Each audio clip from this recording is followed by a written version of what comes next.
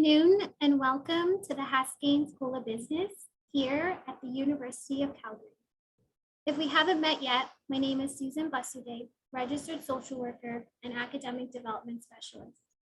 On behalf of the Equity, Diversity, and Inclusion Committee, we want to thank you for creating space in your day to celebrate Black History Month with us.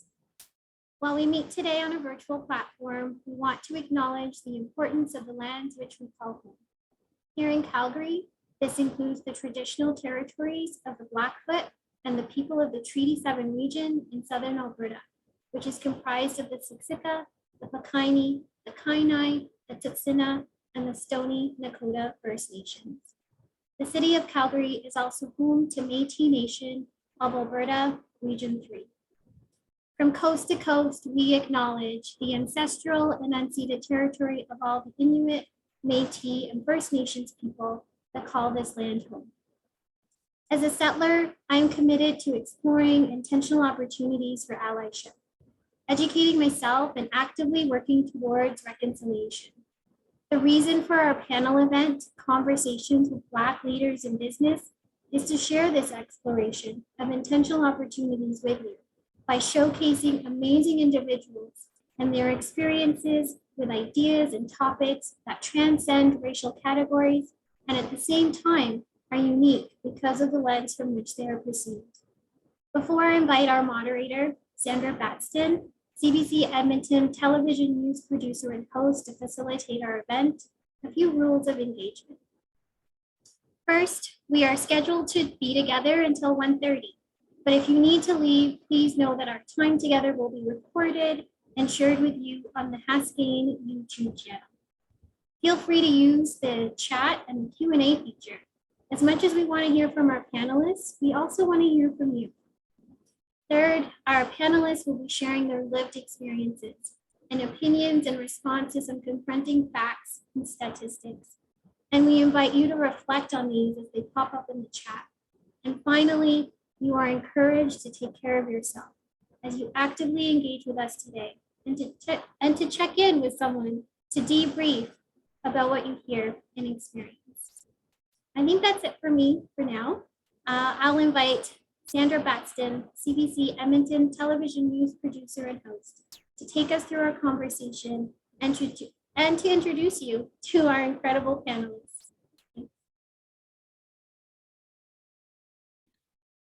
Thank you so much, Susan. Thank you for that. Now, I would like to, again, welcome you all here. Thank you for joining us today. And we're going to have an amazing conversation. I think it's going to be a very in-depth conversation about personal experience, and it'll give us a lot of insight for steps going forward. As Susan mentioned, I'm Sandra Batson. I'm with CBC Television. I'm a news anchor, as well as I've been a journalist, writer, video journalist, pretty much all the jobs in a television newsroom that one can do. So we talk a lot and we learn about talking and passing on the messages to others. And that's what we hope to do today, is to pass on some great messages from our panelists. Let's meet our panelists now. They're going to introduce themselves. And let's begin with Nicole Dodd. Nicole, would you introduce yourself, please? Hi, my name is Nicole Dodd, and I am the Service Design Lead at Calgary Public Library for Diverse and Inclusive Services. I completed my MBA at Haskayne in January 2020, and I did a capstone in diversity and inclusion. And I also, in June of 2020, founded an anti-racism initiative called AB Anti-Racism EDU, where we advocate for the inclusion of Black Canadian history and anti-racism coursework in the Alberta K-12 curriculum. So that's me in a nutshell. I'll pass it along. Fantastic. Thank you, Nicole. Let's move on to Ganyat. Ganyat, could you introduce yourself, please? Yeah, of course. Hi, everyone. My name is Ganyat Siddiq, and I am a research and policy professional that's currently pursuing combined degree in political science and international relations at the University of Calgary. I'm also the co-president and co-founder of the Black Inclusion Association, which is a novel nonprofit that seeks to create social equity for Black Calgarians, more specifically Black youth in their education and bolstering their Black excellence. Yeah, and that's a little bit about me. I'll pass it along as well. Sounds good. Thank you so much. Chi, would you introduce yourself to our audience, please? Hi, everyone. My name is Chi Iliadule. I'm a lawyer at Blake's, Castle Graydon. In addition, I'm the vice president and co-founder of Calgary Black Chambers. It's a non-profit organization that is focused on providing mentorship and scholarship to Black kids, to Black students. And we also have an advocacy group that advocates for change. And then we have a fellowship group that gives Black professionals an avenue to network and meet each other. I also sit on the board of an organization called Antics, and they use arts to empower youths, especially youths that need some form of mentorship and networking assistance. So that's a little bit about me. Thank you. Thank you so much. Very interesting. And Aiko, could you please introduce yourself?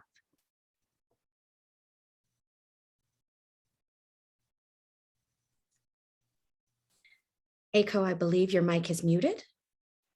Yeah, hello, everyone. My name is Aiko 40K. I'm an assistant professor at York University. I teach auditing at the undergrad level and public sector finance and data analytics at the graduate level. I also sit on the Senate of the University of Calgary, where I graduated from Haskayne as well with my PhD back in 2017. I'm also the co-founder and the director of the John Ware Institute, a nonprofit that's focused on increasing the supply of Black directors and also providing, governance training for Black-led and BIPOC-led nonprofits as well. It's nice to meet everyone. Well, it's wonderful to meet you all. Thank you so much for being here. Let's jump right into our conversation. We have 4 different topics that we are going to be discussing today. And with each topic, we have a bit of a factual information as a leaping off point so that we have, something to hold on to as we begin our conversation. The first area of discussion is going to be the Black experience in Alberta, self-esteem and identity. All right, here's the fact that we're dealing with. Statistics Canada says the fastest growing Black population in Canada is on the prairies, and Alberta is leading the way with the Black population growing 5-fold between 1996 and 2016. All right, keeping that in mind, why is it so important to talk about the Black experience here in Alberta right now? There's obviously a growth, a rebirth, a rejuvenation going on, and we are wanting to focus on that. So why is it important to talk about that Black experience now? Nicole, let's begin with you. Well, I would say it's important to talk about because the Black experience in Alberta is something that's unique, I would say, in Canada. It's not necessarily something that is reflected in conversations about the Black experience in Eastern Canada, in Ontario or the Maritimes. And so I think it's important for us to recognize that, like, within the Canadian context, the Black Albertan experience is unique. Our history is unique in terms of, like, the first Black settlers who came to Alberta. They came from Oklahoma. Many of them came escaping racial injustice in the southern United States. And so it's a slightly different history than the history of slavery out east. And that's an important context for us to understand where we've come from so that we can know where we're going. Very good points, Nicole. Now, Akko, I understand you are out east yourself right now, right? You are in the Toronto area? I teach in Toronto, but I'm a Calgary resident. Oh, you're a Calgary resident. So then you have a very good idea of the scope of our country and perhaps the various Black experiences, depending on where one lives. How do you feel about this question? Why is it important to talk about the Alberta Black experience right now?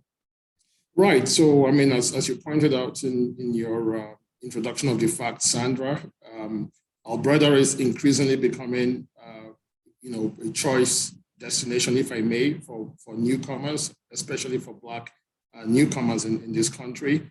Nicole did touch upon the fact that, not all Black people in Alberta are homogeneous. We've been here, since the 1800s, and folks continue to come from across the world, whether it's the Caribbean or more recently from Africa. However, the GTA has a heads up on us by miles. In Ontario, for example, especially in the GTA, well over 40% of the population is foreign born. That's not the case necessarily in Alberta, not the case even in the urban centers, Calgary and Edmonton. The good news, though, is we're increasingly becoming normalized here, and by 2036, Alberta will outpace the rest of Canada when it comes to being home for foreign-born Canadians.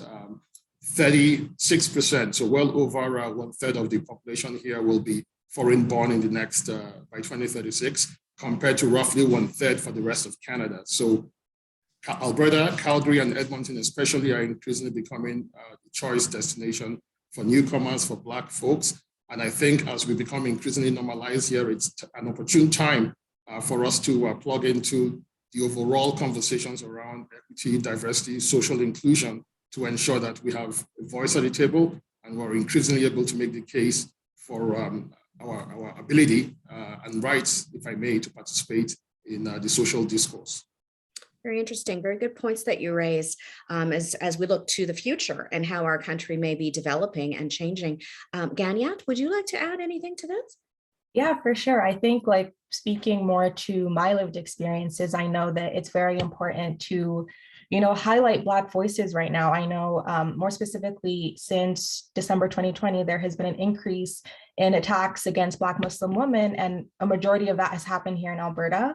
So I think when we're talking about the Black experience in Alberta, when we're talking about, intersectional identities in Alberta, I think Alberta has a long way to go because we're not really seeing a lot of change coming from, the police system, our government, and kind of advocating for Black voices. A lot of people at the forefront fighting for Black justice in Alberta are other Black people. And I think, if it's only Black people speaking up about Black issues, or if it's only Black Muslim women, for example, speaking up about issues against Black Muslim women, the same narrative is going around in the same circle. And I think also we can't really speak about the experiences of Black Albertans without talking about Latour Jewell, who was, unjustly murdered last week.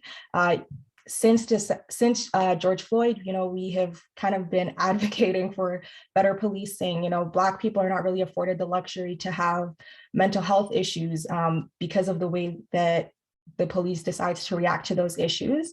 So I think when we're talking about,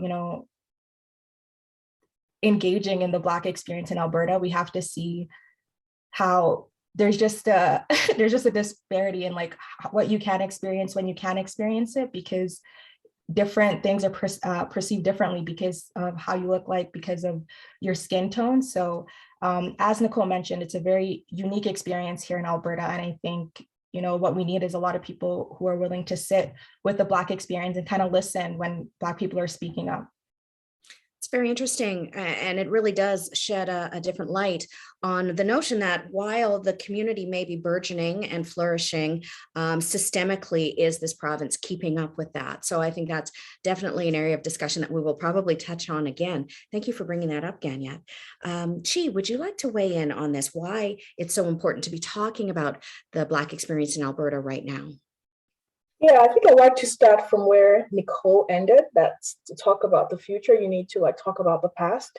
And I've been here for almost 10 years, but I still think like I'm a newcomer.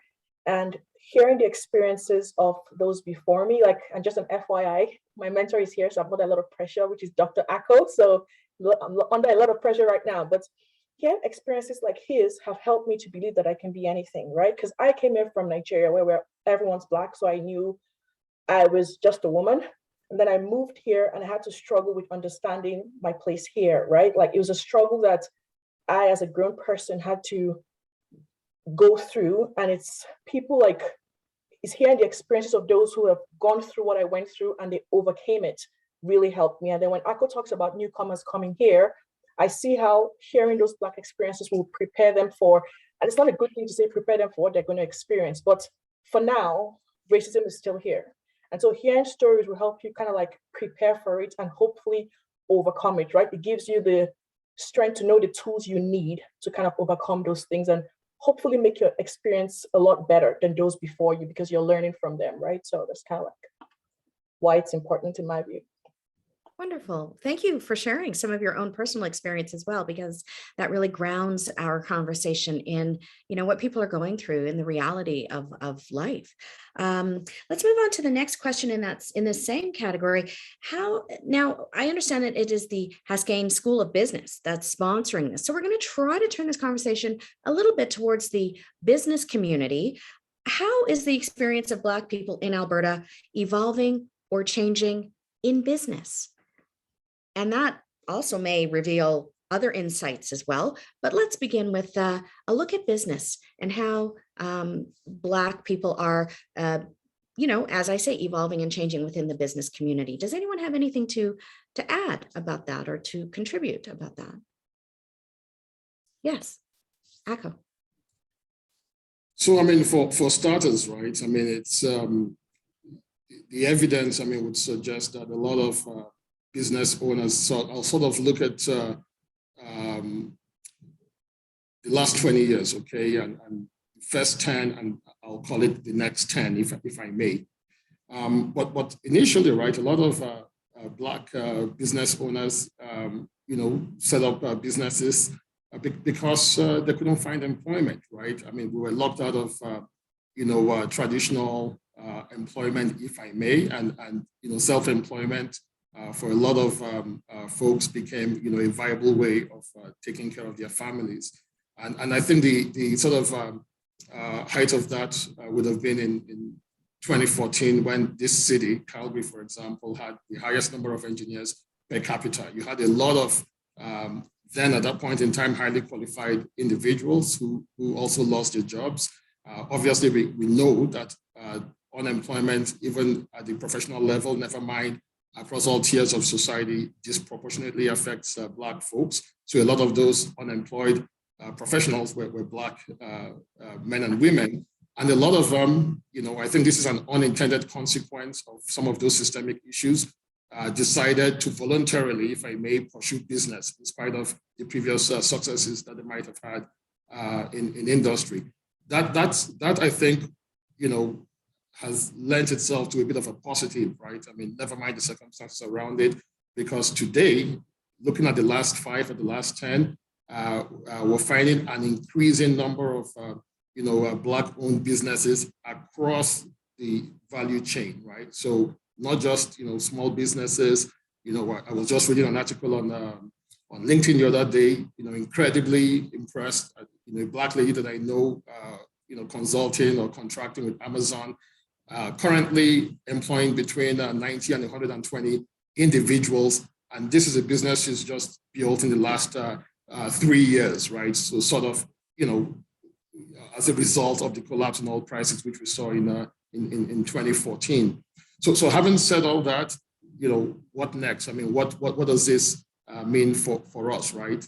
Because we're still having to deal with a lot of the issues that are not as visible. So struggling to find financing, struggling to find lending from Canadian financial institutions, disproportionately being turned down for loans in comparison to the rest of the population. And a lot of the studies we're having to rely on for that evidence are, coming back to the first question about the difference between the Black experience here in Alberta and maybe in Ontario, is a lot of those studies are actually Ontario-centric. So we don't even have the data here necessarily to tell how well we're faring or how poorly we're faring in comparison to the rest of the population. But we know, and this is somewhat hypothetical. We know that we're not faring better than they are in the GTA. So these stats I've provided you with are all GTA centric. But it's time for better data collection here, right? To understand the challenges faced by our business owners and obviously finding the right resources and tools to support them in being successful. I think that's an excellent point that, the data may not have caught up yet with the experience. So we are learning in real time. how people are faring in the business world and in the business community. But, and some of our knowledge is anecdotal, people we know, what we know is going on from what we've heard. And I think that that's fair as well for points of discussion. Does anyone else want to add anything about the experience of people, how it's evolving or changing within the business community?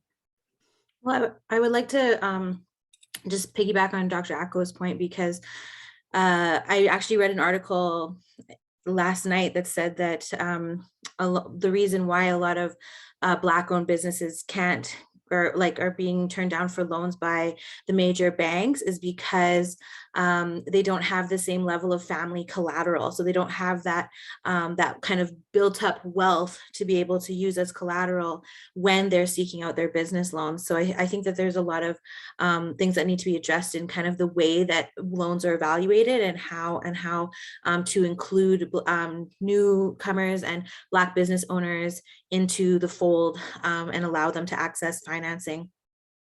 And then in addition to that, I would say, like, in the corporate world, those Black people who are in the corporate setting, I think that they, in this time, because of what happened with Black Lives Matter and George Floyd, I think the catalyst that occurred after that was that we see much more Black employees coming forward to speak out against situations that they experience in the workplace, challenges that they experience in the workplace, and potential opportunities for improvement within their own organizations.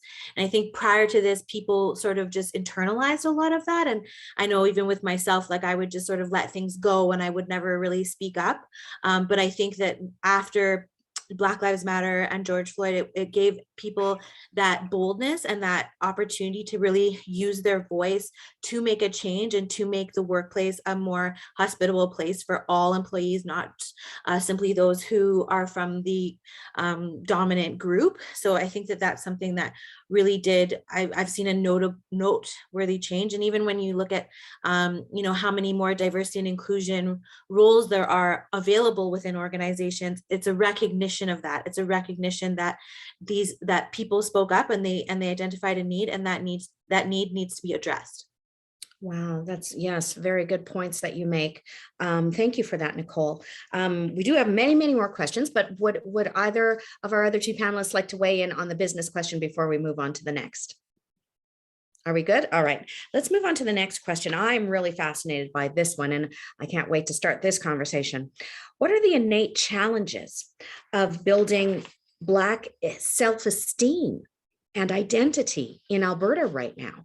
And I think this is really at the core of not just obviously the business world, but simply survival in a society where you may be deemed as a minority, whatever that means these days.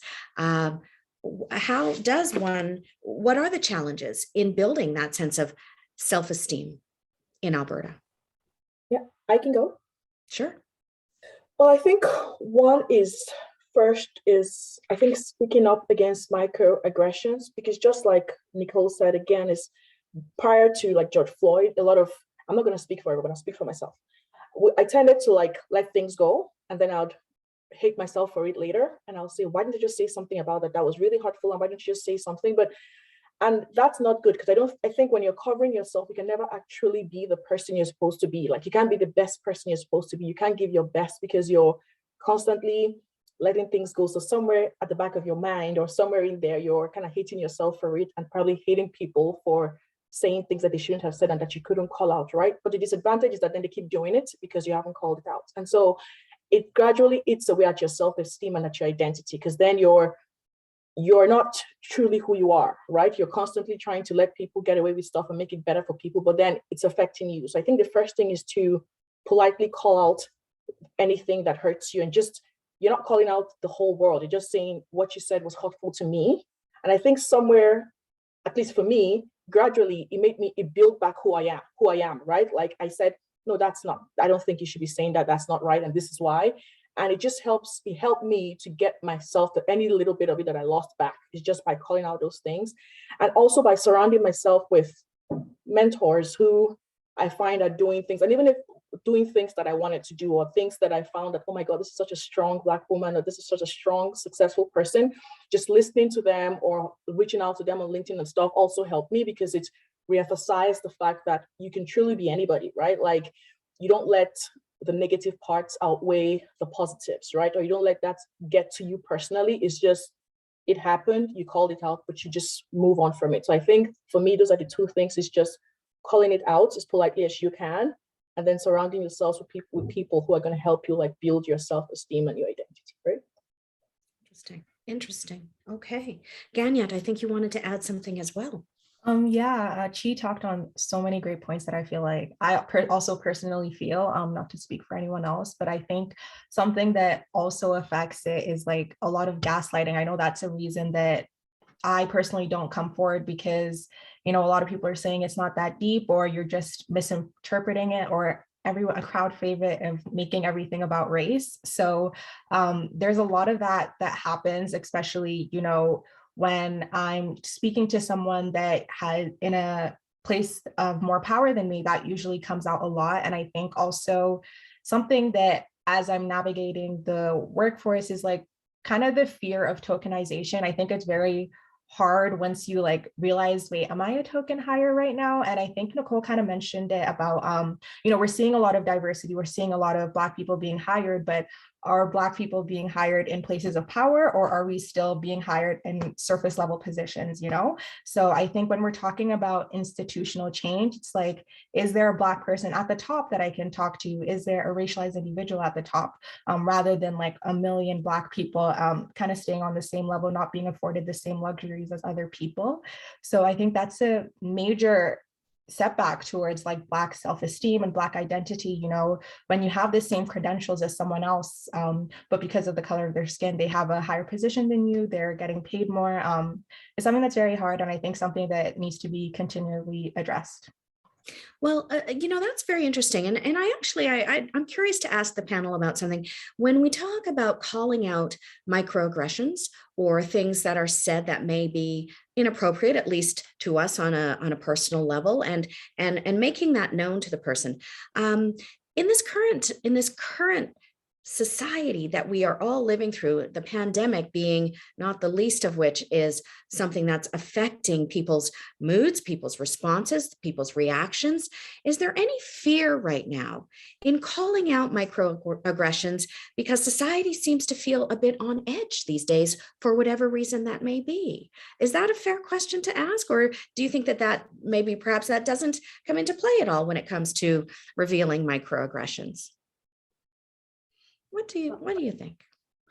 I would say that there's a fear around feeling as though you're the person nobody can say anything around, you know, like the idea that if you call out microaggressions, that somehow you are, you know, overly sensitive, or people can't speak freely in front of you, or things like that. And I think that that's where like it can't simply stop at you as an individual calling out microaggressions, because the reality is that, and I'm sure everybody in this room can attest to this, that you don't always have the emotional energy to be calling things out, and you don't always have, sometimes it's just like, not today, I'm going to let this one go because I'm tired and I just don't have it in me today. And so I think that that's where institutional change and organizational change needs to occur, because simply relying on the people who are the victims of the aggression, right? Because it's a form of aggression, it's microaggression, but it's still aggression, to be the only source of that accountability is not appropriate, right? And I think that there's a lot of organizations now that understand that you can't put that level of emotional tax on your racialized employees or your employees that are part of other equity-seeking groups, because then all you're doing is burning those employees out. And that's a real consequence of like inappropriate like rollout of a lot of the diversity, equity, and inclusion initiatives, right? You need to have everybody engaged, and you need to have people who are willing to be active allies and active bystanders, so that it's not only on the person who's a part of that group to call everything out, or to point everything out, or to create and organizational accountability.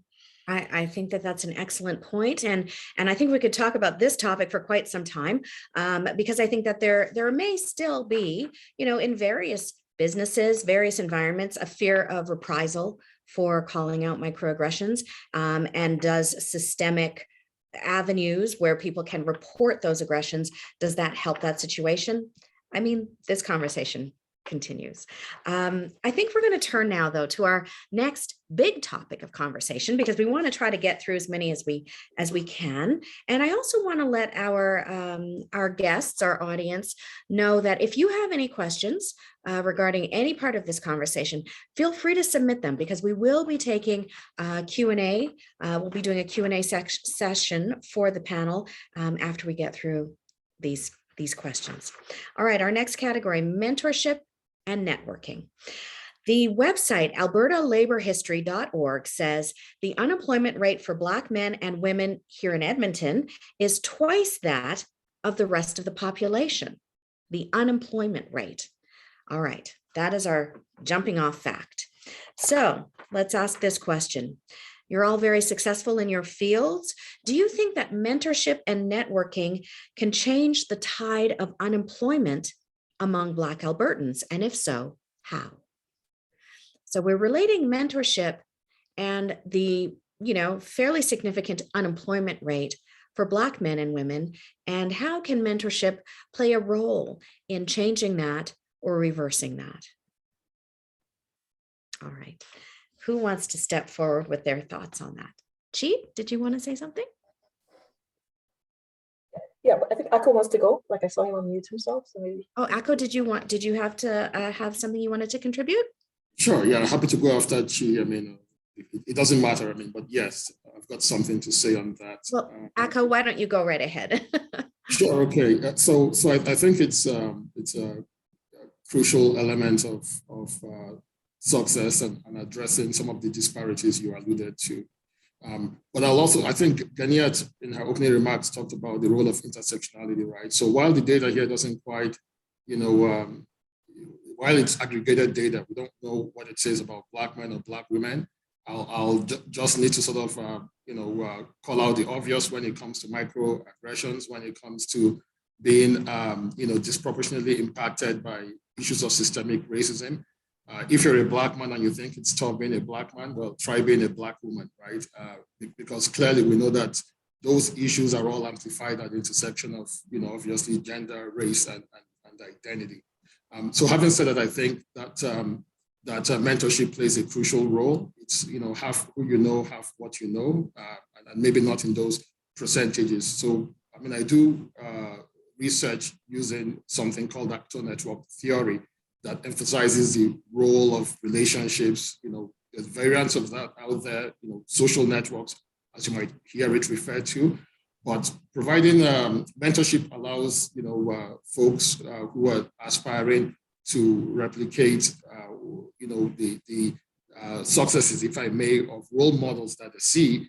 It gives them an opportunity for an informal, sometimes a formal relationship where they can learn what's worked, what's been tested, and what's been the most effective in being able to, address issues of systemic racism that might have, obviously impeded, our careers, depending on what stage that was at. And so, yes, if you can find a formal mentorship program, I mean, there's a ton of them out there. I'll encourage that you explore informal mentorship, right? I think people in the Black community have shown how great we are at doing things informally, right? So if there isn't a formal mentorship program that one can take advantage of, I'll say certainly tap into, your networks and find ways to perhaps participate in an informal mentorship program. Well, I think we're sort of onto something, though. We know the value of mentorship. I think that is well established, but perhaps the question really is, how do we make mentorship more accessible to the Black community? It's accessibility, right? It's having it there so that people can actually engage in the process. So any ideas on how we make mentorship more accessible? Right, and I think that's the note on which I sort of rounded up, right? I think, formal mentorship programs, my take is will continue to be slightly, there's only so many of them that exist. There's only so many seats that any one organization will commit to, and that in itself, ends up excluding, many that could be beneficiaries of those programs. So I think tapping into community networks and exploring the possibility of what I'm calling informal mentorship programs, where you can try and model behavior of someone who's walked in those shoes, I guess, in the past, I think would be certainly an effective way for us in the Black community to build our own mentorship, if I may. And there's precedence for it, right? One of the most effective business mentorship programs that exists, that exists in Nigeria, is actually an informal one, where, it's not funded by any government institution, where it's a ton of individual business, men and women that mentor other, aspiring businessmen and women. And there's an article on it in the Harvard Business Review, I believe last year or 2 years ago, that actually establishes that it's pretty much the most effective mentorship program that country has. But it's informal and has no structures. It's leveraging social networks, leveraging social capital. And I think for us, that's going to be clearly one avenue, because as a community, we're folks who value relationships and value, that African adage that says, if you go far, right? If you want to go far, you go together. If you want to go quickly, you go alone, right? But I think our approach here is to go as far as we can, and that means emphasizing the strength of the collective as opposed to individualism. Well, I really, really like this idea of looking to other places, to other countries, to other societies, to see what they've done and what's been effective for them, because I think that's a wonderful way to develop and build on tried and true notions that we know work well. So I like that very much, that you bring in your knowledge of what Nigeria has done and is doing in this regard. Anyone else have any ideas on how to make mentorship more accessible for the Black community? Yeah, I think I'll add to what Dr. Ako said. And I think one way is through like LinkedIn, which is, I feel sometimes you just need the confidence to reach out to people on LinkedIn. And before I started to do that, I was always worried that people are really busy and no one's going to respond. But the few people I have reached out to, and you have to be really strategic, right? Like it has to be someone you need to, your first email or your first message has to be like targeted, right? You're not just sending out the blanket message to everyone who kind of like every Black lawyer on LinkedIn, right? It has to be that, hey, I saw this, you're doing this kind of thing. That's what I'm interested in. That's what I'm heading to.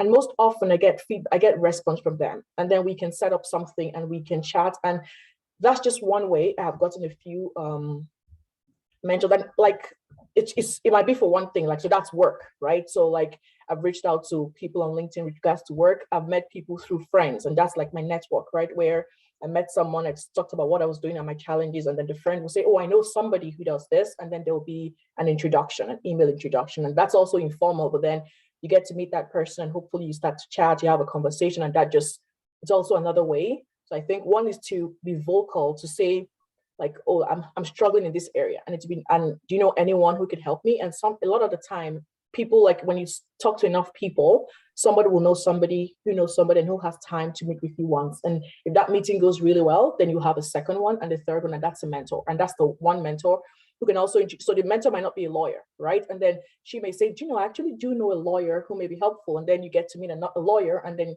I feel like that's just one way where it evolves, right? It's just from speaking out and saying what you need. And then hopefully someone like I said, like on LinkedIn, just go on there and search for someone who's doing or who's where you want to be, and then just send them a message.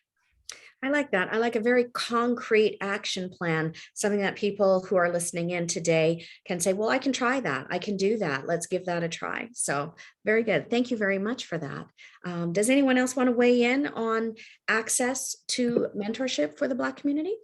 Yeah, I just wanted to touch on what Dr. Ako said. I'm also Nigerian, so I feel like we have the same mentality in like if you want to go far, go with other people. It's something that my parents also used to say to me. So when we're thinking about making things more accessible as a youth who's kind of just starting her career, something that has been really beneficial for me was that I've had a lot of people who, they've broken through that barrier or they have their foot in that door and then they're willing to like uplift me with them.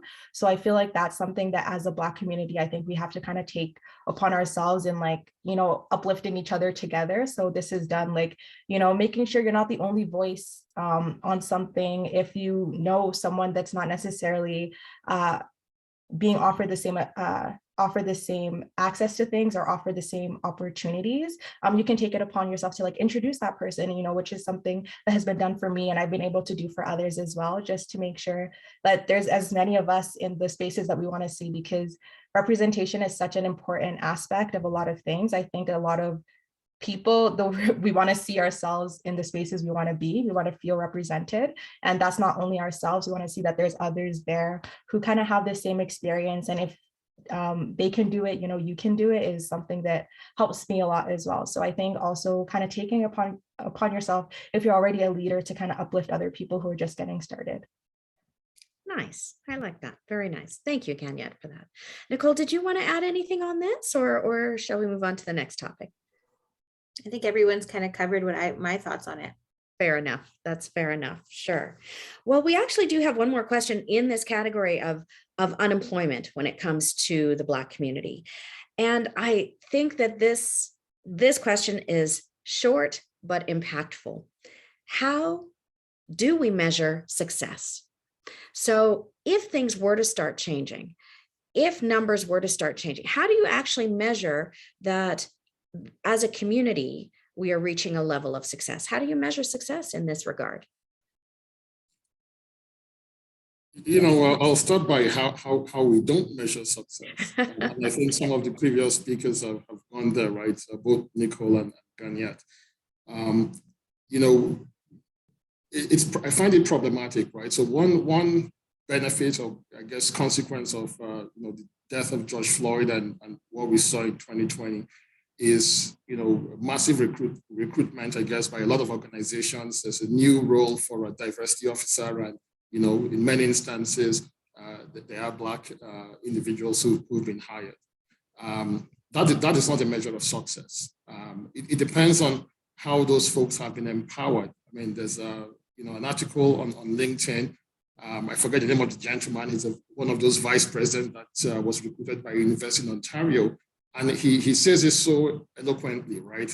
That just hiring a Black individual and making them a face on a poster and not empowering them clearly is a meaningless. It's performativity, right? It's an exercise it's a meaningless exercise. And I feel the same way about pledges, right? I mean, making a pledge and using that as a proxy for what you're doing to further diversity is also a meaningless exercise. It depends, you can go out there and you can start to be intentional about change within your organizations without a lot of cosmetics, if I may, or a lot of performativity. So how do we measure success? I think it's got to be intentional. For me, it's when we're fully normalized, when organizations can continue to just hire as many Black people. And I'll add that newcomers and the children of newcomers are actually more educated than the rest of the Canadian population. So it's not about credentials, it's not about training, it's not about education, right? As I think Ganyet maybe went there. So it's problematic when we have, for example, an organization, and I know it's baby steps, saying that we're going to hire 5 Black people. Well, if you're an organization of 1,000 and you have no Black people, perhaps you need more than 5 Black people. I mean, if 10% of Calgary, for example, is Black, 8%, maybe you need 80 Black people. That's an artificial construct that's been put in there by someone who thinks that 5 is a good number since we're currently at 0. So when it's all normalized and perhaps we have fewer of these conversations, that's the measure of success. It's aspirational, but I think trying to lowball it and trying to we'll take incremental change, don't get me wrong, but there's a lot of work that has to be done.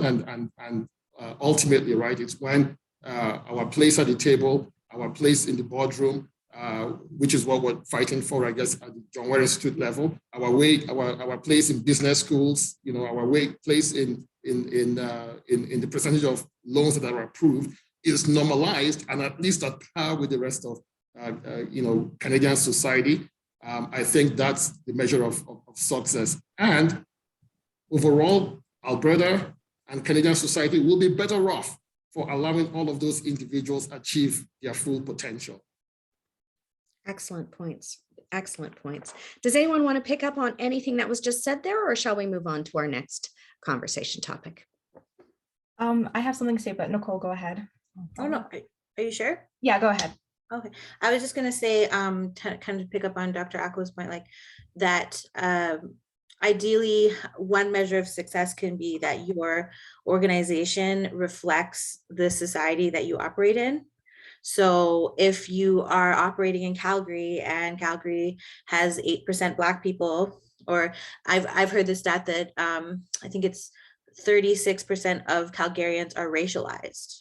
So if your organization isn't 36% racialized individuals, then you're probably not doing a good job of equitable hiring. So that's an example of a measure of success, like match your society match your organization at all levels, right? From the C-suite all the way down to how your society, the demographics of your society, because as Dr. Ako said, there are so many qualified people and there's so many people whose qualifications are discounted because they are international or whatever the reason may be, or they're racialized. And so it's like you actually have to change your processes to value those qualifications, value those experiences, and bring them into the fold.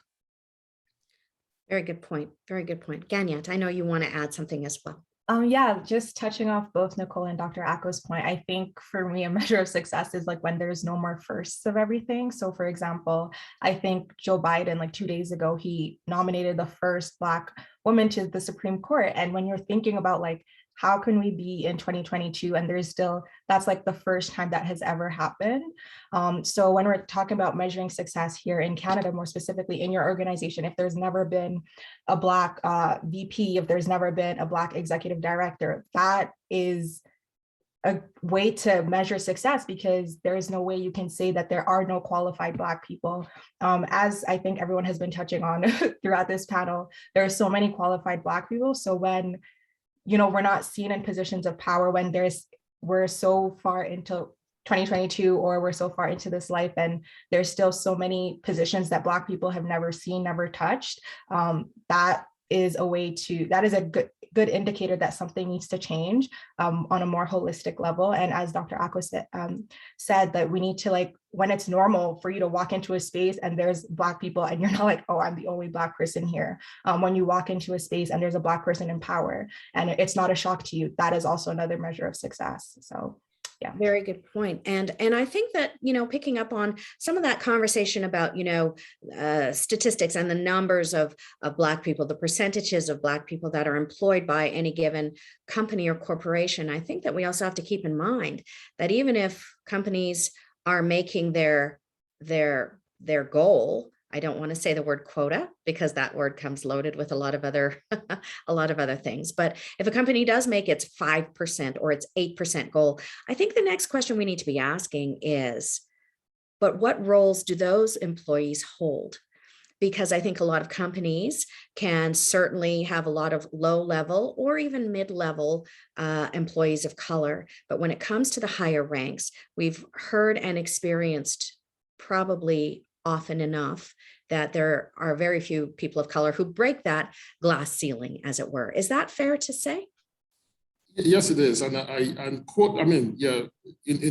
people tend to struggle with the word quota, right? They tend to be more accepting of the word targets, and targets work, right? So in Canada, right, over the last 10 years, targets, public companies, the TSX and S&P 60 companies that adopted targets that they use primarily to recruit women directors have seen an order of magnitude increase in the number of women directors that have joined their boards, right? So you've gone from a place where I think, it started at 18% roughly 10 years ago. And last year, we're at close to 80% of those companies that had targets. 80% have women directors on boards. Close to half of them have more than one female director. So targets work. And if it's good for achieving gender diversity, rest assured it will be effective in achieving racial diversity as well. Very interesting. And maybe this is giving some people some ideas about, things like systemic ways to ensure that we're looking towards diversifying our upper ranks in various corporations. I like this. I like this. So if I could just a quick word on Judge, the future judge of the Supreme Court, right, Ketanji Brown Jackson. If you look at her profile and stack it up against, at least in my lifetime, every Supreme Court judge that's been appointed in the last 30 or 40 years, and just anonymize the data for name and race, I think we'll all agree that she's the most qualified appointee by far in the last 40 years, right? Race aside, and it's unfortunate that it needed a target to get her on the Supreme Court, right? Whereas her qualifications, should speak for itself. And that is also a very good point. I know that you raised earlier an old Nigerian expression. I'm not Nigerian, so I hadn't heard it before. But amongst my community, we've often heard and said, you have to be 2 steps ahead to be equal. And so perhaps that is part of that the education needs to be beyond what everyone else has in order to be, for this judge, I mean, what the point that you've raised, maybe that's part of that philosophy at work. Can't be sure. Let's move on to our next topic of conversation. Now, we're having such a great conversation here. We're already more than halfway through our discussion. So I just want to urge anyone who's listening, if you have questions, feel free to submit them, and we'll certainly veer from our list of questions and take any questions that are of interest to our panel to answer. All right, carrying on. We're entering another category that we're calling navigating the job force, employment opportunities, salary, and company culture. All right, here's our jumping off fact. The Conference Board of Canada says Alberta has a 13.5% racial wage gap between university educated, Canadian born, visible minorities, and Caucasians. Now, it's very specific as to who they're measuring and who they are, hanging these statistics on. University educated, Canadian born, visible minorities have a 13.5% wage gap between them and Caucasian people in the same area. So the question is, how does a Black employee combat this systemic disparity?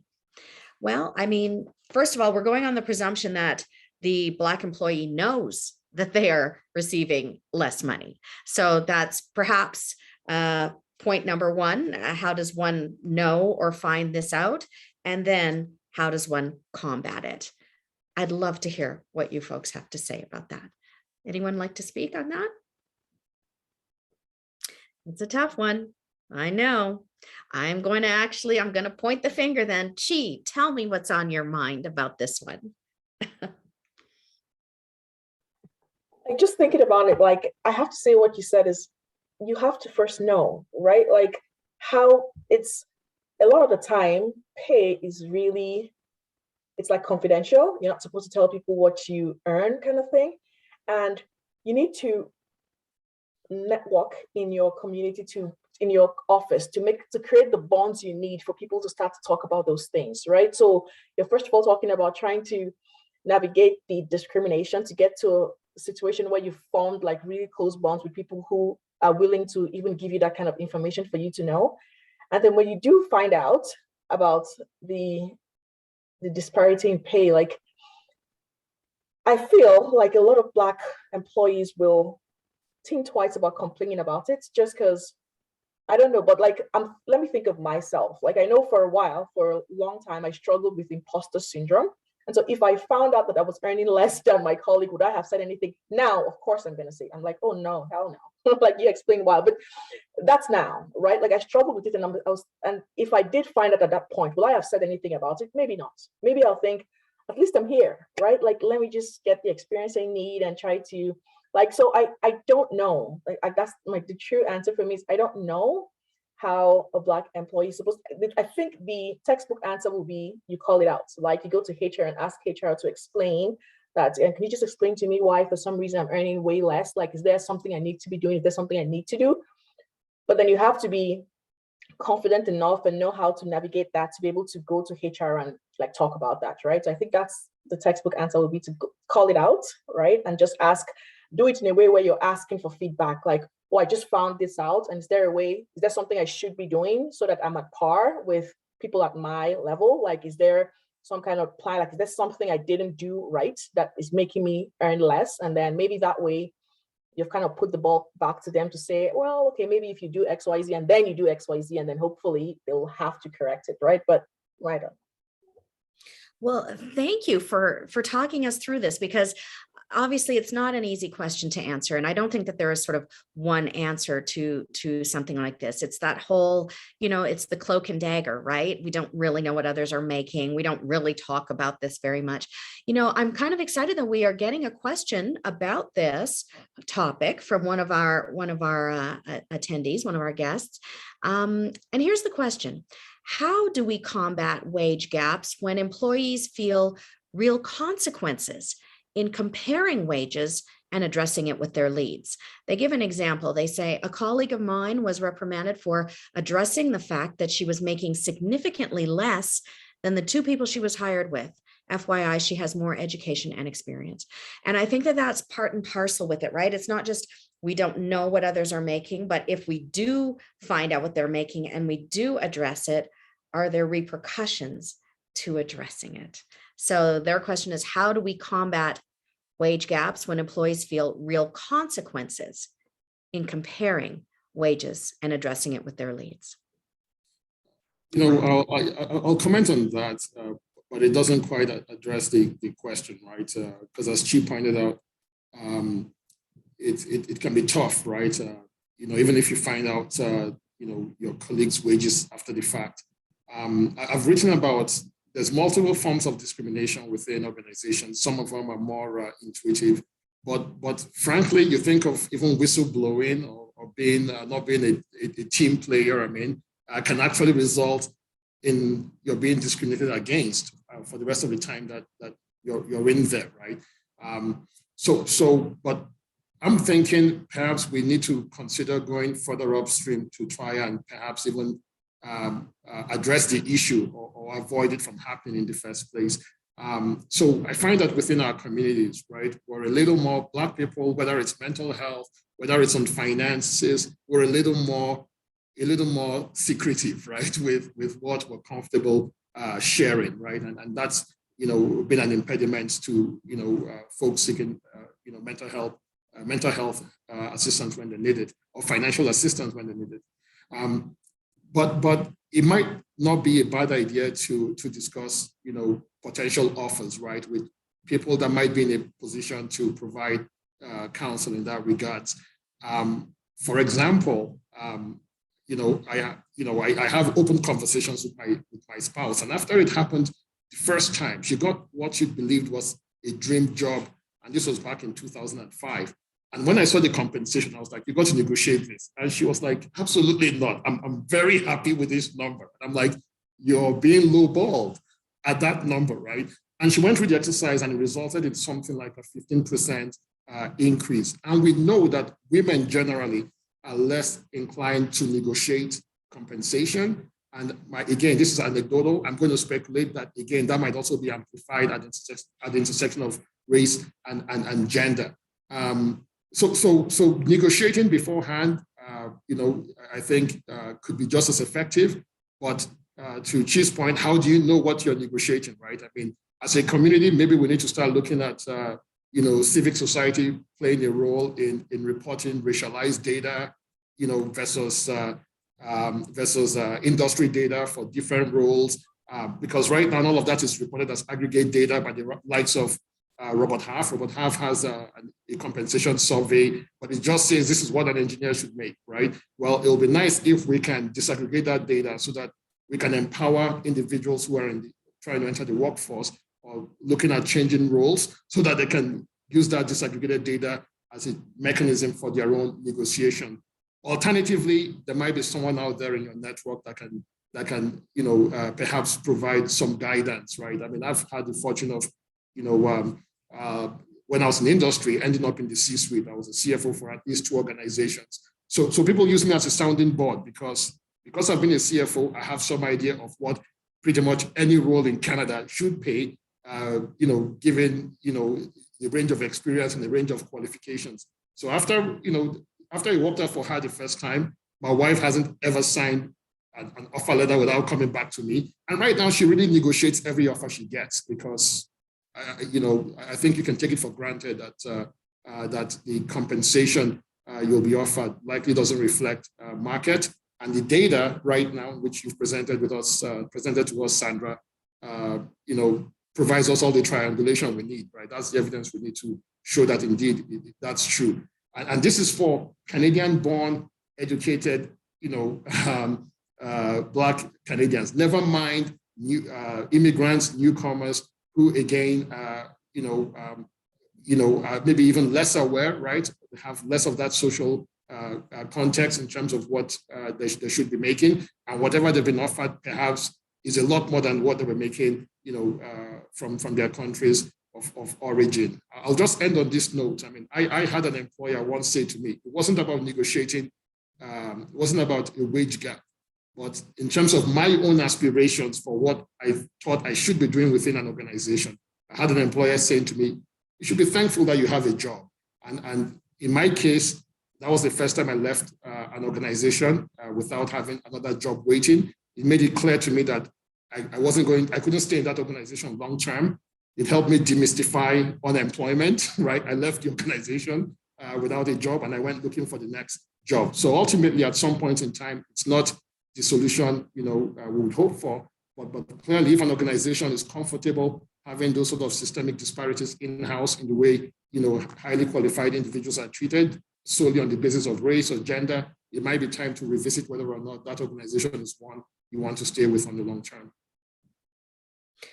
Wonderful anecdotes, and thank you for telling us about your personal experience with your partner, your wife as well. I have the sense that even if we don't have sort of this is the answer to this question, the conversations are extremely valuable because it's telling other people about our experiences. And that in itself is something that people can often, glean some information from and use. I personally would like to contribute to that by saying, I think that I have learned along the way that there are multiple ways that organizations can also cloak how they are compensating their staff. And so it depends, I suppose, if you're talking about private versus public as well. And there are environments where organizations have sort of a scale and everyone is supposed to be making to scale. But of course, there are other ways of getting around scale, being perks, being bonuses, and those kind of things are often very secretive. They often don't tell the entire staff if someone is getting a bonus or a perk, and that person receiving it often doesn't tell. So it is to say, it's good to know about these things because then you can start to understand what the playing field looks like, I think. Is that fair to say, would you say? I would just like to add to that and say that I think that as a community, we need to work towards combating our own sense of scarcity mindset. Because I find a lot of times the reason why people would accept the first offer and never counter negotiate or, accept the first job without looking at what other jobs might be available or whatever that may be, is because you feel like I won't get anything else or nothing else is coming or, these kinds of beliefs. And I know that I've struggled with that in my own career, and especially when I actually changed careers into the more diversity and inclusion sphere, I definitely felt that way. Every time that I had an interview, I was like, oh my gosh, like if I don't get this, I'm gonna, you know, something horrible is gonna happen. But the reality is that you're probably going to go through several interviews without getting offers. And when you do get your offer, even if you get more than one, you don't have to accept it on face value. You can still talk through that offer. And if it's, maybe it's not necessarily salary for whatever reason, but you could talk through vacation, you can talk through perks, as you were saying. So I think that there's like a need, and I think this goes back to like that mentorship piece, as well as community associations and different, like the Black Chambers Association, like having those places where people can come together and talk through those challenges of the scarcity mindset and how it rears its head. I think is very important, because that's something that we can do as a community so that we're not accepting less than what we deserve. Nicole, you have picked up on where that cue line was going, where our questions were going. We were going to ask, how do we move beyond the individual employee, and how do we as a community work to change this kind of wage disparity? And I think you're really onto something, having places like this for people to go and discuss these kinds of issues. Does anyone else have any other thoughts about where we as a community might work to change wage disparity? All right. I think we've covered this topic very well. I'm kind of excited about some of the ideas that we've floated, and hopefully people are picking up on those and, already starting to arrange different organizations and different grassroots meetings, perhaps, and perhaps that's the way that goes. Our next topic of conversation is confronting racial microaggressions. All right, here is the fact. The Conference Board of Canada says Alberta has the highest proportion of visible minorities who reported employment discrimination at 17.8%. Now, we've heard the term microaggressions defined by Oxford as an instance of indirect, subtle, or unintentional discrimination against members of a marginalized group. All right, with that in mind, here is our question. How do Black employees address microaggressions in the workplace? Okay, let's say, for example, comments about hair or body type. How do we address these kinds of microaggressions with managers or HR staff who are often not Black?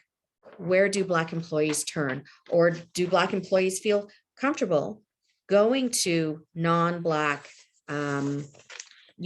people in power in order to discuss these kinds of microaggressions in the workplace? Is there a dissonance there? Does that system work? Is there something that could be done a little better in that system? Any thoughts you have on this topic? Yeah, I'm going to start with you. Yeah. As someone who's like experienced microaggressions from like a young age till now, I know that when I was in school, like when I first moved from Nigeria, my teachers constantly told my parents that they couldn't understand me until I kind of lost my accent, and I would literally be put aside in class and stuff like that. And I remember even at a young age, my parents didn't really know what to do. So we just worked really hard essentially until I lost my accent. And I think like now that I'm older, there was a lot of talks as well. When I was in high school, I'm not necessarily in the workplace, but I was constantly told that my hijab was against the uniform code in the school that I went to. So I remember when that happened, we had to sit down with the principal, this very white man who just didn't really understand how discriminatory it was. The fact that I kept getting, citations because I wore a hijab. And, when I was trying to explain, my parents came in to try to explain that it wasn't something as easy as like just taking it off.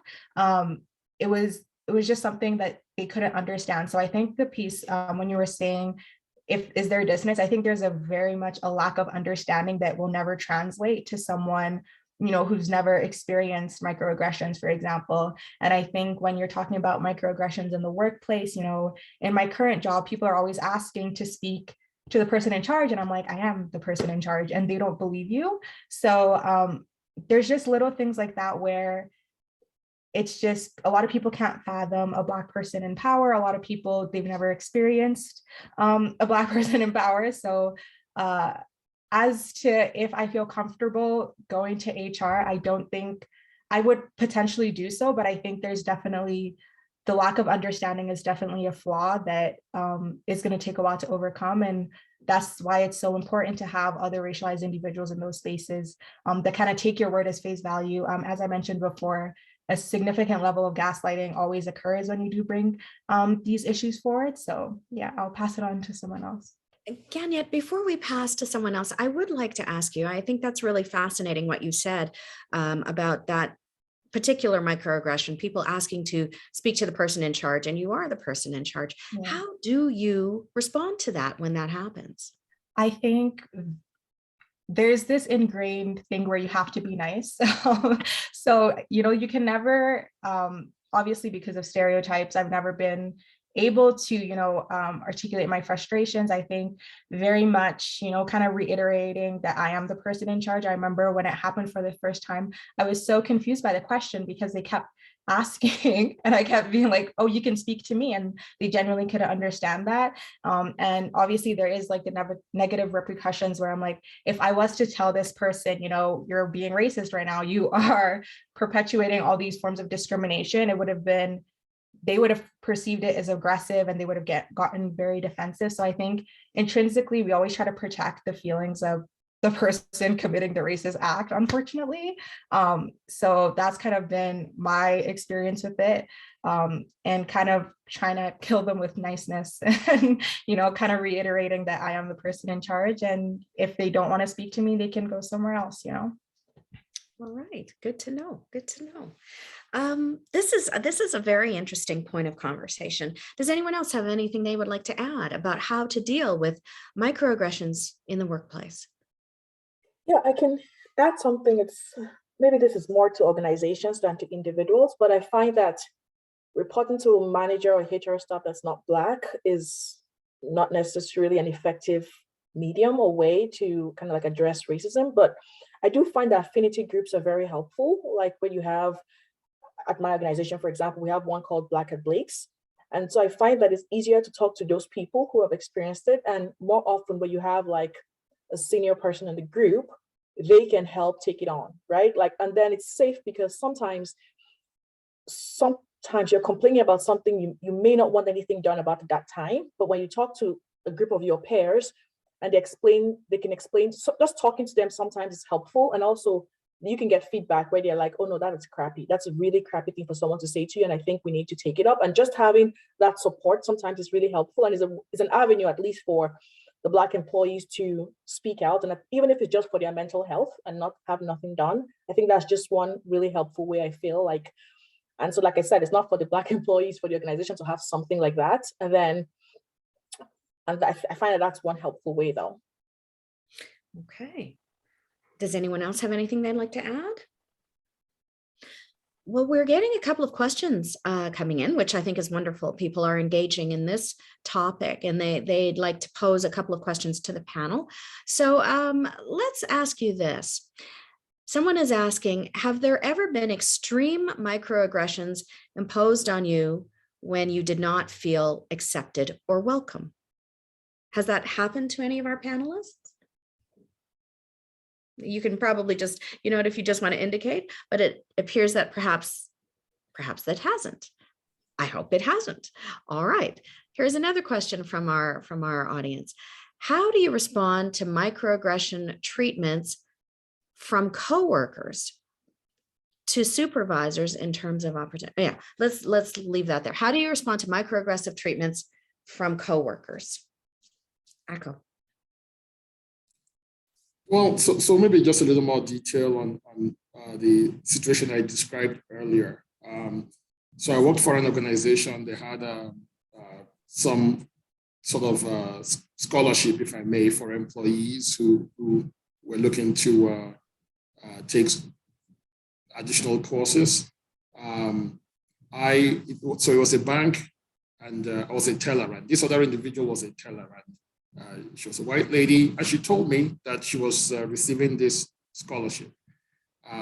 She was taking police foundation courses, right? And the bank was paying. And so I decided I wanted to study IT. This was right around 2000, right? And there was the IT boom, and I thought it was time to move on from being a teller. And the same regional manager declined my request because IT, in her view, was not related or relevant to my current role. I struggled with how whether or not IT was less related than policing, for example, but clearly, you know, I wouldn't make it an issue about race yet. And so I appealed, and then we had a conversation, which is the conversation where, I mean, you had someone who was much more senior than I was in the bank, so in a position of power, essentially saying you should be thankful that you have a job. I think she might have used the word appreciate. You should be appreciative that you had a job. Well, it turns out I was the only Black employee at that branch, certainly. And so, to be honest, I mean, I quickly had to learn about what my, I resigned from the role, like I said, learned a lot about something called constructive dismissal, applied for EI, I got turned down, and you know, we you know, explored, you know, recourse that was available, I guess, within, you know, the public space. Again, that's not a solution for everyone, but that was my personal experience. And in that case, it did involve going and sitting down with an EI arbitrator with the bank, and at least having the bank learn a lesson or two about what's permissible under the law versus what isn't. All right. Thank you for sharing that with us. You know, there is a question that has come in from the audience. I wasn't going to ask it, but I think I will. I think I will, because I would love to hear your responses to it. I have my own response, but here is the question from an unnamed person in our audience.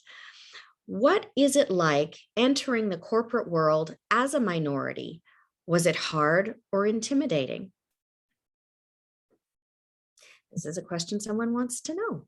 It was hard and intimidating. And so for me, like, well, I've said it so many times, like I immigrated here like 10 years ago.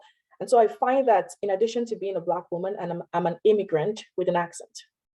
And so sometimes I experience things that made me second guess, is it because I'm a woman? Is it because I'm Black? Is it because I'm an immigrant? And so all of this weighed on my mind. And so just being able to do my job, having to think about all of this every time is really, really hard. And for me, like, mentorship played a very, very important role in my career, because I will never have been able to do it. Like, I would have left. And I see, like Akko said, a lot of people leave. Sometimes it's not because they're fired, it's just because they can't handle the issues that you go through. And so entering into corporate Canada for me, and I walked to Nigeria before I moved here, but it was a completely different ballgame, right? Like, I was dealing with things that you could change. I can't change being Black. It's not possible. I can't change my accent. Well, I can, hopefully with time, but, well, not hopefully, like with time, that can change. But when I entered into the workforce, it was hard. It was intimidating, always being the one Black person in any group, and having to constantly second guess and deal with all of this in addition to doing your job was really hard. But then I've said it was hard, but these are things you can overcome. And back to what we talked about, mentorship is a really big part. Sponsorship also is something I'm a really huge advocate for, right? Because it's one thing to mentor someone, and sponsorship is usually in your organization. It's one thing to have mentors within your organization and outside of your organization. It's also one thing to have a sponsor, someone who's going to say, hey, you Chi, I will teach you and I will hold your hand and I will walk you up the ladder. That is really important in any organization to have. Like, even if it's a formal sponsorship program that eventually you build a relationship from, but that, I think, is really helpful to have that, just because, like I said, for me, it was a very hard and intimidating journey for me. And then, but with time, right? With time, it's much better, right? Like, it's not as hard, it's not as intimidating as it was. You get used to certain things over time as well. But I think a lot of the time you can't, well, I couldn't do it alone. I needed help. In addition to help from family, I needed help from mentors and from outside of my family, right? So that's my spiel. Thank you. Thank you for sharing that. Does anyone have a different experience than what she described about feeling intimidated, or was it difficult to enter the corporate world? I would say that I kind of struggled when I had to take up my first leadership role, because I felt that I had a lot of imposter syndrome, and I felt like people would, not only am I Black and female, but I also like look younger than my actual age. So that doesn't help in a leadership role, because people people did kind of like do the same thing that happened to Gannett, like, oh, can I speak to the person in charge? Like, can I speak to the leader? It's like, well, I am the leader, actually. So I think that that did not help my imposter syndrome, because when you already come in with that imposter syndrome and then people ask you those kinds of questions, it can be really tough to kind of reconcile and to move beyond. So I would say that some of the things that I had to really rely on were just being, and this is not great, but like kind of really pushing myself to be as the best I can be at all times, like really almost like perfectionism, even though perfectionism has its own, negative elements, but really you have to kind of show up and continually fake it till you make it, show that confidence. And even if you're feeling that way on the inside, kind of push past it so that you can get to a place where you start to actually feel more confident in the role and feel like you deserve that role, and that you were hired for that role for a reason, and that you can do the role and you can lead the group, So I think it's, yeah, but it's not easy. It's definitely not something that is easily surmountable. I mean, I'll add something quickly to that, right, with some humor. I mean, so when I got into my first management role, so now I was getting these invitations that I wasn't getting before. Officially, right? So formal invitations like lunch meeting with the boss and with clients. And I've been in Canada for 6 years. And one of the things I learned very quickly was, Canadians spend a lot of time talking about their food before they eat it, right? And that's something culturally that I wasn't familiar with. The APIs came and I just dived right into it. As opposed to having a discussion, about how my steak was. But therein, there was an opportunity, right, to sort of learn some cultural nuances, because I was getting the formal invitations, but I wasn't getting the informal invitations, right? So Monday at work, those water cooler conversations, you've got two colleagues and the boss talking and they're giggling. And I'm like, when did all of that happen? and they go like, oh, Friday night. So the boss played in a band. My boss at that point in time played in a band, very talented drummer, right?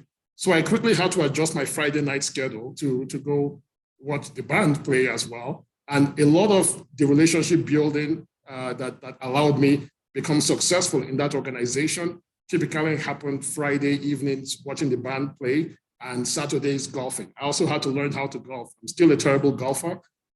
Someone once said to me, if you can hit the ball as far as you hit the grass, you'll be a great golfer, right? But then I had to kind of, modify, kind of adopt, if I may, some cultural nuances that I was unaware of. And I think those helped me become more successful, but also help me overcome the intimidation that I felt when I took on that role. I think that's an excellent point. There is certainly a business culture. There is well, I don't want to say a Canadian culture. It has more to do with organizations, corporations, companies, who you work for, that kind of thing, that have certain expectations. I think that that's true. I think there's something I would like to add as well. When we talk about, how we feel when we're entering the workplace, this is something that is sort of an interest of mine, and it is about the diversity within what we call a Black community. I think we all know and aware that we're not all to be, painted with the same brush, so to speak. We all have come at things from our own different, cultures, backgrounds, countries, various things, but we all are part of one Black community. I think that what she said about feeling perhaps self-conscious entering the corporate world because she comes as a newcomer with an accent, as a Black woman, these things were perhaps things that she, are very personal to her and what she's dealing with. Now, for example, in my family, we are the first generation Canadians. We were born in this country. So my parents perhaps had that feeling when they arrived, but their children, and she, perhaps your children one day, won't have that same experience. They may have other challenges and struggles, but feeling intimidated to enter the corporate world may not be one of them, because that was not one of them for my generation of family. So I find it very interesting. I think that we need to let people know as well that because you hire a Black employee, we're not all focused on the same issues or dealing with the same struggles, but there's various things within that community that we all are taking into account. That being said, I really want to get to this question that's been submitted. So I just want to ask a quick question. Sure. Sometimes I find, like, even for Canadians, like, and just, or maybe not a quick question, a quick comment. Like, I was with a group of, we had this thing, and this was last year or 2 years ago, I don't remember now with COVID, but it was a group of Black leaders. And then we were women, and we were talking about some issues in corporate Canada. And I found that a lot of the conversation was about kids who were born here, but who are struggling with their place in corporate Canada. And so a lot of them said that what their experience was that, and maybe it's because I'm not sure, like maybe their parents were not as educated or something, I'm not sure, but they struggle with getting into corporate Canada, right? And so what they said was from school, like interactions with teachers and stuff, they just felt like they were not good enough to go into the corporate world, or they were not ready for the experience that they assumed will be amplified from school. Right. And so that was just a conversation where I thought, and I may be wrong, but I thought being an immigrant may have been an advantage in the sense that I was coming from a place where I knew I could be anything. And so it was like a different experience. So I was struggling with, like I said, like an imposter syndrome, but I was in there. And they said that their struggle was believing they could actually be in there. Right. So a lot of the women I was talking to, their experience with a lot of their colleagues and stuff at that point, like went on to start their own businesses, and not because they lost their job, but just because they thought, I don't want to be downtown. I don't want to go through the discrimination I went through in high school again, but on an amplified level where now my job is based on it. And some of them said they couldn't even get in. So they were intimidated that from interviews where they said, oh my God, you're too loud, or why is your hair too loud? Like they just stopped, right? So I found, so that's just like a different experience. And this is just from talking to these women, right? Where they just talked about these things. And I'm like, that's a whole different perspective of, I mean, I think we could have a whole session on the diversity within the Black community, and I would love to be part of that. I think that would be fascinating. I can tell you, I did a story a very long time ago, probably about 20 years ago, and it dealt with a certain issue within the Black community, but within that story, I met Black Canadians, as in they were many generations of, being in this country. They had come probably from the States, through the abolitionist period when slavery was abolished, and they had been in Canada for many generations. My family was a much more recent immigrant body, and they come from the Caribbean. And I asked the Canadian Black, when the Caribbean people arrived here, did you look and say, oh, these are my people. I recognize you. I look like you. I'm so glad you're here. And I heard more often than not, no, we did not feel any connection because those newcomers had all the opportunities that we didn't have. They all came to go to university. They all became doctors and lawyers, and we have it tough. I asked the same of the West Indian group that was the newcomer at that time, or considered to be the newcoming group. And they said pretty much what you say, Chi. They said, I did not come from a place where I was a minority, so I don't feel like I'm a minority. I came here to go to university, and I feel no intimidation by any of this. So I just think that it's an interesting conversation because there's only so much you can tell from a person's color of their skin. You need to ask them who they are, what their experiences are, where they came from, what they think about.